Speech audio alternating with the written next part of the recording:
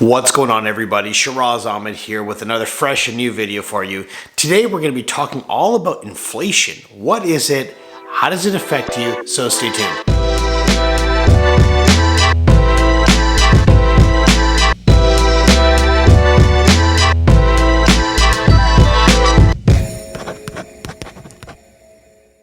All right, welcome back. So today we're going to be talking about another hot news item, which is rising inflation.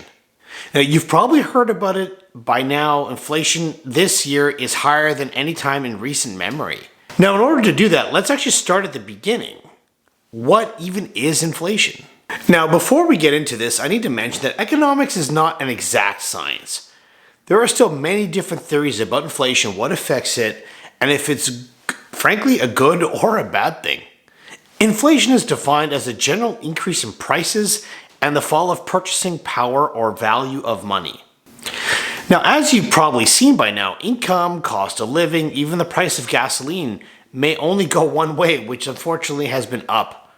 Now, I mean, do you remember when a footlong sub was $5? Well, that same sub is actually probably closer to $9 today, and that, my friends, is inflation.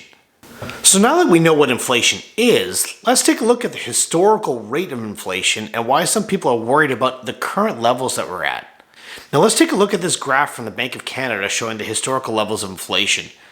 You'll see that we're on one of the biggest upward trends in the last 30 years. Now, most working age people alive today were not borrowing money in the 80s and don't remember the high inflation or borrowing rates that were points in excess of 20%. Now, that's like imagine buying a home on a credit card, like a Visa or MasterCard, because the rate would actually be pretty similar. Now, we've been kind of spoiled since then, borrowing at rates and inflation being relatively low over the last 20 or so years. And it's actually been quite steady. Now that we have a basic understanding of the principles of inflation and how the current trend does compare to the historical averages, what does this actually mean for you? Well, if you're going to be still working, you should probably have less to worry about. Generally speaking, wages should typically keep up with inflation. Obviously, this can vary greatly depending on the industry that you're in, the amount of experience, and it's up for debate if wages truly have kept up pace with inflation. I warned you that economics is not an exact science, and every employer obviously does do this differently, but most have historically hedged their wages based off of rates of inflation or CPI. So that's great that you're working, but what happens if you're retired? How do you keep up with inflation when you're no longer working or when you're on a fixed income? Now, if you're no longer working, you'll likely be reliant on pensions and or your own savings, think RSPs or 401ks or TFSAs and whatnot. Pensions in the workplace are not as common as they once were once upon a time, but most working Canadians will also be covered by the Government Pension Plan, or CPP for short.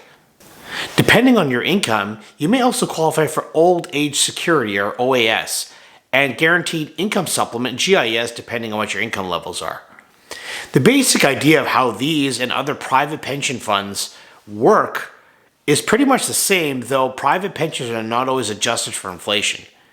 Now let's use CPP or Canada Pension Plan as an example to demonstrate how this works. So CPP is an inflation-adjusted pension. The amount it increases is tied directly to the Consumer Price Index, or CPI, which is basically a basket of goods, which includes things like transportation, food, shelter, clothing, healthcare, and other average household expenditures. Now the price of this basket is compared to year over year, and the percentage difference is applied to the CPP amount. So if this basket or theoretical basket of goods cost $100 last year, but it's $105 this year, we can say that inflation was 5% year over year. CPP would then see a 5% increase as well in this example. Now, in years where we've had negative inflation or deflation, CPP amount will simply remain the same. CPP amounts are actually adjusted every January based on the year-over-year percentage change in the CPI index. So now, why is everyone so worried and freaked out over this high inflation that we're seeing right now?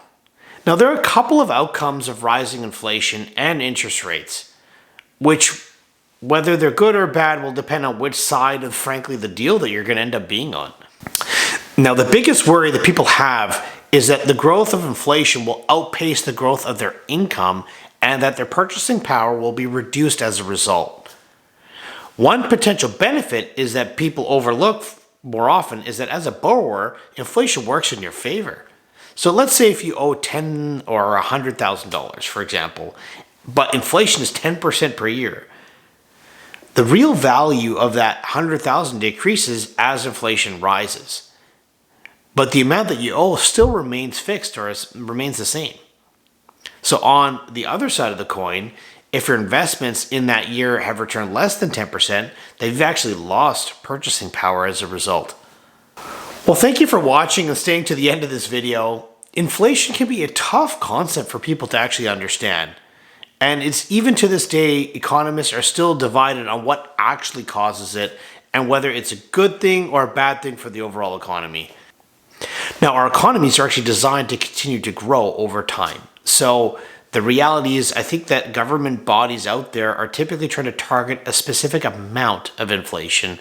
And when things get either too high or too low or outside of that Goldilocks amount, that's specifically when people tend to get a bit concerned. So I'd love to hear your feedback on whether or not you feel that inflation is good or bad and where you feel that you land on the overall grand scheme of things. If you appreciate the content that I'm creating, please consider hitting that like and subscribe button, as it really does help out the channel. I'll put my contact information at the end of this video, so in case you do want to reach out with other topic ideas, please feel free to shoot me a line, or even if you just want to talk about your own individual circumstance. Until next time, stay safe out there, you guys. Bye for now.